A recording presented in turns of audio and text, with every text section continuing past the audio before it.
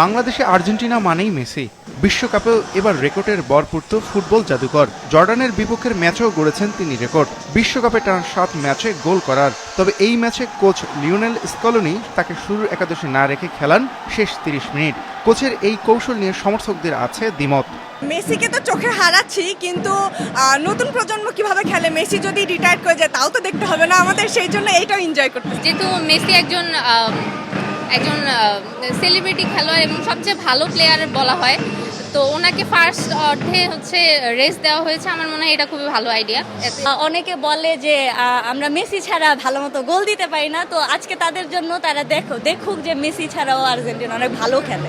অসাধারণ একটা ম্যাচ হচ্ছে। মেসি ছাড়া, সবাই তো বলে যে মেসি ছাড়া গোল করা পসিবল না, মেসি বাট মেসি ছাড়াও যে আমাদের এত সুন্দর গোল হয়েছে, অসাধারণ। 2টা গোল হাফ টাইমে করার ডান।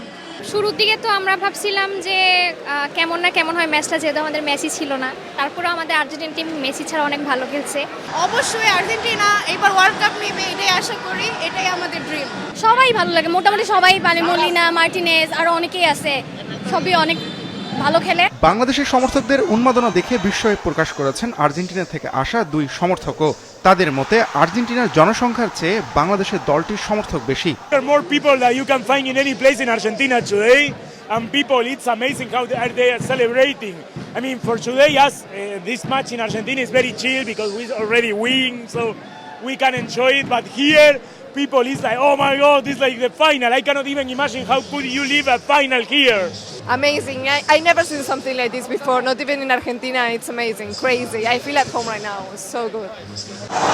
2 দেশের মধ্যে দূরত্ব যেমন হাজার মাইল, কিন্তু খেলার কারণে দেশটির ফুটবল দল ও ফুটবলারদের প্রতি বাংলাদেশিদের এমন ভালোবাসা বেশ নিখাত।